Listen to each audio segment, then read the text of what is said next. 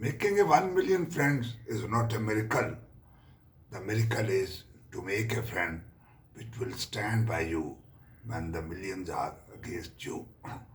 And if the friend who is with you for the last many, many years, he is really a true friend which can come for help when you are in need of that. So coming to the folliculitis, the types of the folliculitis, there are two main types of the folliculitis. Superficial involve the part of the follicle superficially, and the deep, as the name is, involve the entire follicle, and it is usually more severe. The first we will discuss superficial folliculitis. It is of the following types.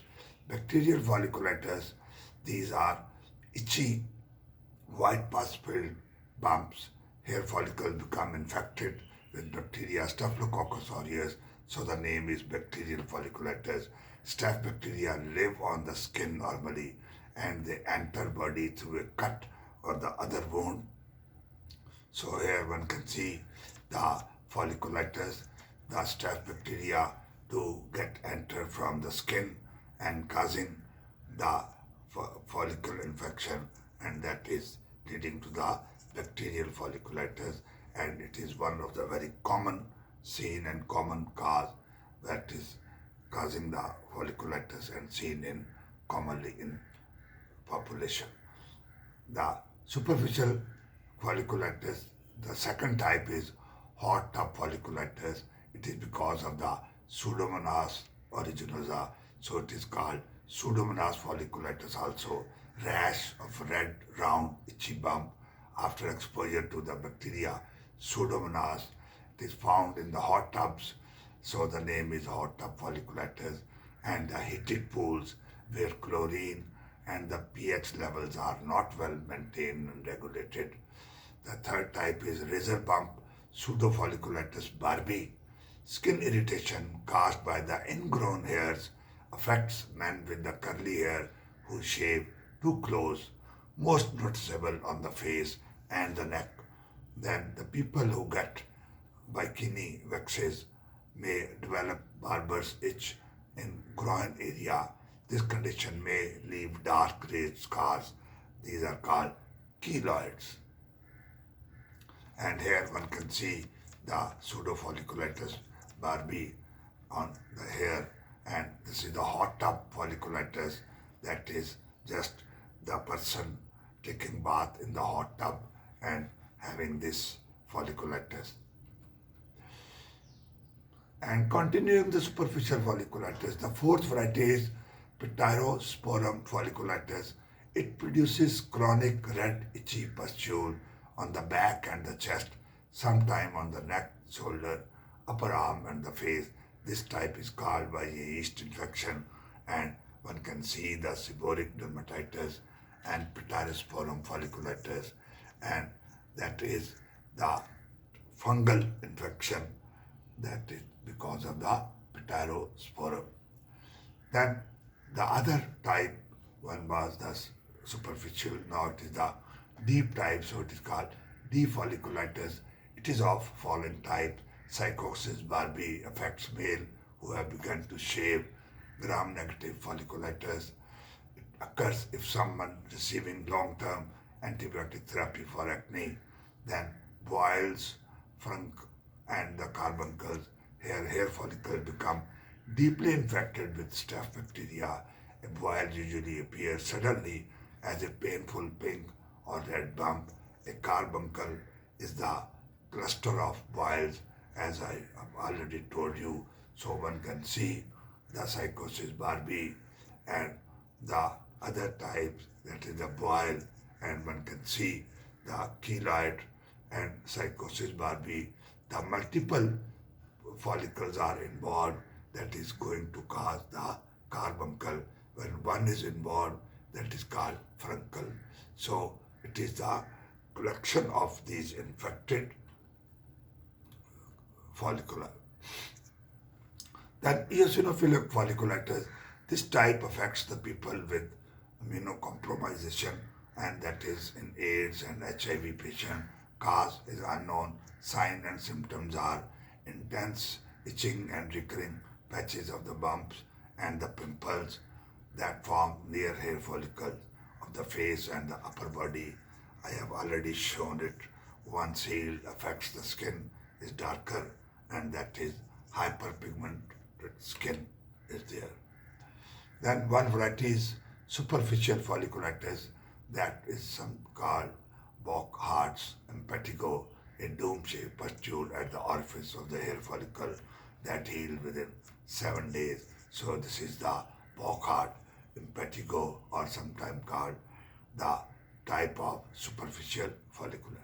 Now, how one is going to diagnose the case, that is visual examination of the skin or the microscopic examination of the skin, that is called dermoscopy, for the more detailed information of folliculitis. The differential diagnosis of the folliculitis are fungal infection. I have already told you a bit about that.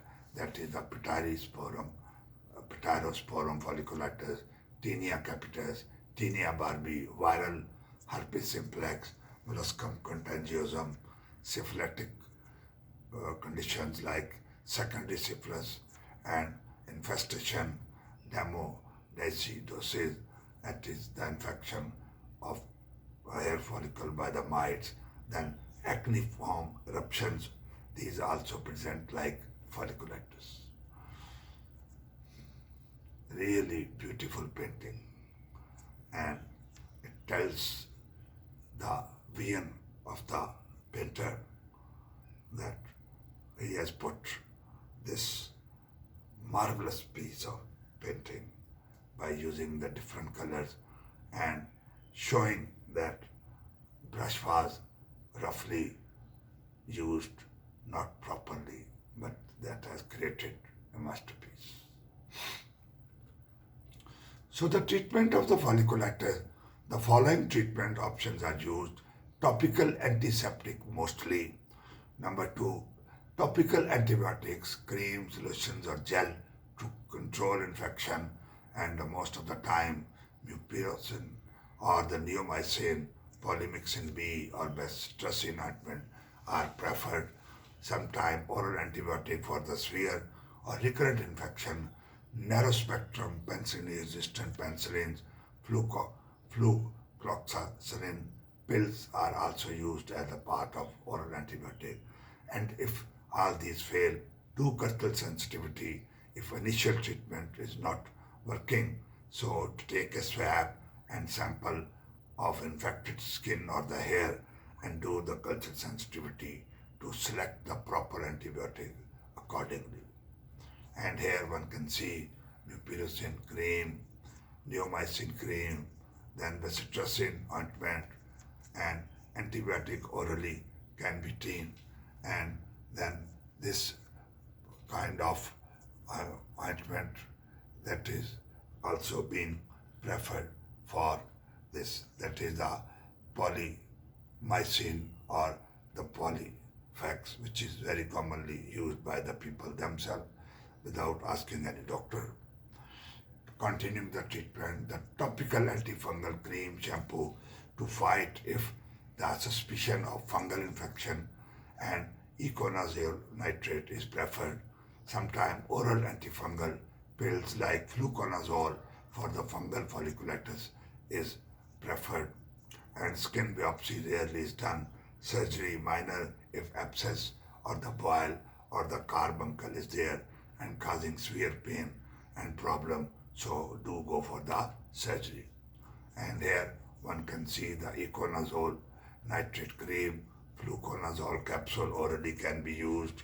Skin biopsy is taken in the suspected cases if not responding, to rule out any kind of skin cancer, and abscess if that is there, you do drain, because the only treatment of the abscess is incision and drainage if the carbuncle is there, so go for the surgery. Now continuing the treatment, laser treatment such as laser hair removal, anti-inflammatory creams or the pills to reduce inflammation in mild eosinophilic folliculitis. Try a steroid cream locally, oral antiviral if one have HIV or the AIDS. To improve eosinophilic folliculitis symptom, one can go for the oral antiviral also. Here one can see the laser hair removal treatment and that have got the hair removed, and one can see before and after the difference of this applying laser hair removal and sometimes the steroid cream for pseudofolliculitis. Now, what is the prevention of this folliculitis? Avoid tight clothes to reduce friction between skin and clothing. Dry out rubber gloves between use. After each use, turn them inside out. Rinse with the soap and water and dry thoroughly before using it again. Avoid shaving if possible. For men with the razor bumps, pseudofolliculitis, try to grow a beard rather than to go for the shaving daily, or use hair removing products, depilatories, or other methods of the hair removal instead of shaving. Or if you have to shave, shave with care. Reduce closeness of the shave and the risk of damaging skin. Use only clean hot tubs and heated pools. Clean it regularly and add chlorine as recommended to avoid this Pseudomonas infection. Controlling bacterial growth in the nose with a 5-day regimen of antibacterial ointment for the carriers so that they are not going to spread it to the other. Use a body wash with chlorhexidine because it is more antiseptic than the chlorzolenol. Now, the lifestyle and home remedies: apply a warm, moist washcloth or the compress. Do this several times a day. It relieves and the discomfort and helps the area drain. Moisten compress with the salt water solution. Apply soothing solution. Over the counter hydrocortisone cream can be effective. Clean the affected skin gently twice a day with antibacterial soap. Use a clean washcloth or towel and do not share it with the other. Use hot soapy water to wash these items and protect the skin. If possible, stop shaving as barber's itch clear up in few weeks if you will stop shaving. So that is the end of the lecture, and I request you to just subscribe the channel and like the lecture and share it with the others. And if you have any question, do not hesitate to tell me. I will appreciate any kind of the question being asked by you. And the last, thank you very much for watching.